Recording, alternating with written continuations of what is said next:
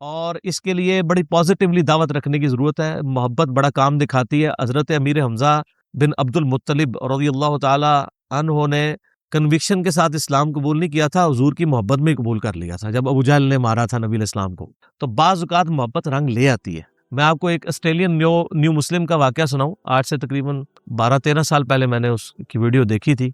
तो यार अल्लाह ताला बेनियाज है, उसको कोई परवाह नहीं। पूरी ज़िंदगी कोई यानी किस लेवल की ज़िंदगी गुजारता है, आखिरी वक्त में अल्लाह ताला ईमान की दौलत दे देता है। और बाज़ औक़ात बंदे पूरी ज़िंदगी लोगों को धोखा देते हुए दीन की ज़िंदगी गुजारते हैं और मारे जाते हैं, हालांकि वो दीनदार नहीं होते, वो दुनियादार लोग होते हैं। एक ऑस्ट्रेलियन न्यू मुस्लिम बताता है कि मैं, बड़ी लंबी स्टोरी है उसकी, वो कहता है मेरी ज़िंदगी में 2-3 ऐसे वाक़यात ऊपर तले हुए जिससे मुझे यकीन हुआ कि ज़िंदगी मौत का मालिक अल्लाह है। वो क्रिश्चियन था तो बाद में मुसलमान हुआ। वो कहता है जी, एक मेरी ज़िंदगी में वाक़या ये हुआ कि मैं यानी ड्राइविंग कर रहा था, फुल स्पीड पे जा रहा था, टीन एज, और कहता है सामने से एक ट्रक आ गया अचानक।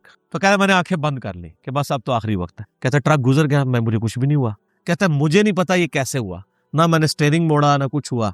कहता है बहरहाल उस एक लम्हे के अंदर, कहता है मुझे अपनी जिंदगी के ना कई एक चीजें ना, आखिरी वक्त जब बंदे को आता है ना, तो कहता है मुझे अपनी जिंदगी के कई वाकयात ना रिमाइंड होने शुरू हो गए कि अब तो मेरी मौत आ गई है, मैंने तो ये बुराई भी की हुई है, ये बुराई भी की हुई है, ये बुराई भी की हुई है। अच्छा, कहता मैं परेशान हुआ।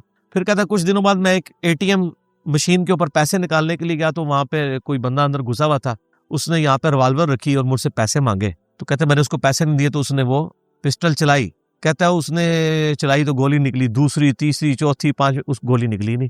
तो कहता है ये 2 वाकयात ऊपर तले मेरे साथ हुए, ये अल्लाह ताला फिर गाइड कर रहा होता है। कहता मैंने फिर कहा कि मैं पर्पस ऑफ लाइफ को तलाश करूंगा, मुझे 2 बार जिंदगी नहीं मिली है। तो उस बंदे ने स्टडी करना शुरू किया, अल्टीमेटली वो कुरान तक, इस्लाम तक पहुंच गया, मुसलमान हो गया। फिर उसने मुसलमानों से भी बड़ा गिला किया कि ये आपका काम था, हमें पर्पस ऑफ लाइफ बताते, जिंदगी का मकसद क्या है। तो वो कहता है कि मेरी एक नानी थी ना, उनकी उम्र 80+ थी। तो वो कहता है वो गांव में रहती थी, तो कहते हैं वो मुझसे बड़ा प्यार कर। तो वो कहता है कि मैं ना यानी मुसलमान हुआ तो मेरी पहली ख्वाहिश ये हुई कि मैं किसी तरीके से उसे मुसलमान कर लूं। वो तो मरने के करीब है, कलमा पढ़ ले, ठीक है।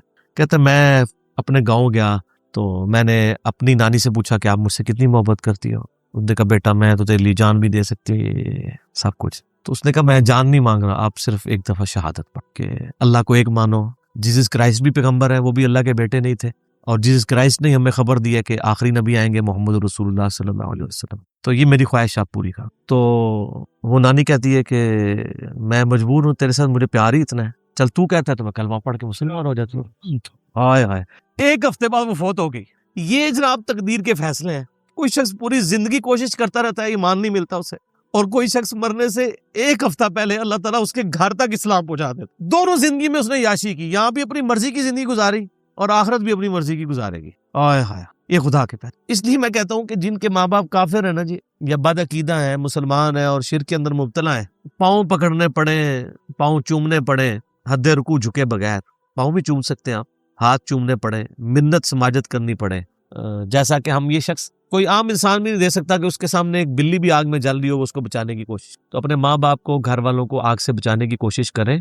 और मैं उस न्यू मुस्लिम से कहूँगा कि वो अपने माँ बाप के पाँव पढ़ के किसी तरीके से उन तक बात पहुँचाने की कोशिश करें, कुरान पाक पढ़ के सामने रखें, कॉमन टर्म्स के ऊपर बात करना शुरू करें, उनको बताएं पर्पस ऑफ लाइफ क्या है। दुनिया में इंसान इसलिए नहीं आया कि वो पैदा हो और वो खा पी के और बच्चे पैदा करके मर जाए, वो तो जानवर भी कर रहे हैं। इंसान को अल्लाह ने एक सीरियस क्रिएशन बनाया और अल्लाह ताला के सामने इंसान ने जवाबदेह होना है।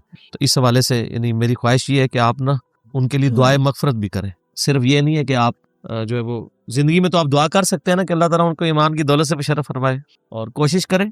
कई लोगों ने कोशिश की और वो कामयाब होते हैं। उमूमन जो बूढ़े लोग हुए होते हैं ना, वो माशरे की डर की वजह से भी कर लेते हैं। इसी तरीके से एक न्यू मुस्लिम भाई ने इंडिया से रब्ता किया था हमारे भाइयों के साथ, तो वो बता रहे थे कि मेरे वालिद साहब ने कहता है कि मौत के करीब कलमा पढ़ लिया था, मुसलमान हो गए थे, लेकिन माशरे की डर की वजह से वो अपने आप को एक्सपोज नहीं कर पाते। तो अगर इस तरह की सूरत हाल हो तो अपना ईमान आप छुपा के रख सकते हैं, इस्लाम में इसकी इजाजत है, इसी को तकिया कहा जाता है। कहते हैं जब वो फौत हो गए तो मैंने कहा कि वो तो इस्लाम कबूल कर चुके थे, तो इनको तो मैं मुसलमानों के कब्रिस्तान में दफनाऊंगा। कहता है लेकिन मेरे जो चचा ताया थे उन्होंने कहा कि नहीं वो तो हिंदू था, उसने तुम्हारे सामने कोई इकरार नहीं किया, ठीक है। तो ना हमने उसको नमाज पढ़ते हुए देखा, ज़ाहिर है वो छुप के फिर नमाज पढ़ते थे ना। तो बल उसने उस वक्त रब्ता किया जी, बड़ी मुसीबत बनी हुई है, मेरा झगड़ा चल रहा है। ये उसने रब्ता किया था नज़ा के आलम में, जब अभी वो फौत होने के करीब थे। उसने कहा मुझे लग रहा है कि डॉक्टरों ने बताया कुछ दिनों में फौत हो जाएंगे, तो ये तो यकीनन हिंदू इनको जलाएंगे, तो मैं क्या करूं। तो मैंने कहा कोशिश करके आप देख लीजिएगा, कामयाब हो गए तो ठीक, अदरवाइज कोई मसला नहीं है, वो जला भी देंगे तो अल्लाह के हाथ तो वो जन्नत ही लिखी हुई है, ठीक है ना। जो बुखारी मुस्लिम में आता है कि कुर्बे क़यामत में दज्जाल जो है एक अहले ईमान को दोजख में फेंकेगा, वो दोजख में नहीं, वो जन्नत में जा रहा होगा, और जिसको वो जन्नत में फेंक रहा होगा वो दोजख में गिर रहा होगा, क्योंकि वो फैसले तो आखिरत के अल्लाह ने करने हैं ना। तो इसलिए ये कोशिश करें, सिर्फ माल पे नजर ना रखें, अपनी मोहब्बत को यूटिलाइज करें, और इस मोहब्बत के जरिए अगर आप किसी को ईमान तक पहुंचाते हैं, शुरू में लोग मोहब्बत की वजह से कलमा पढ़ देते हैं, बाद में अल्लाह ताला उनको इस्तिकामत दे भी देता है। बाज़ औक़ात बाद लोग डर की वजह से कलमा पढ़ लेते हैं, बाद में इस्तिकामत मिल ही जाती है, ऐसा भी हो जाता है। शुरू में कन्विक्शन वाला इस्लाम नहीं होता, लेकिन बाद में अल्लाह ताला उसी लेवल की कन्विक्शन अता भी फरमा देता है।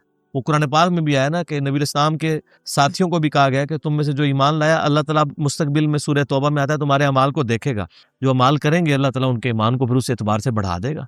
और आप देखें कई लोग हैं जो शुरू में तो बस सिर्फ इसी तरीके से मुसलमान हुए कि इदा जा नसरुल्लाहि वल फथ व राइतन नास यदखुलून फी दीनिल्लाहि अफवाजा।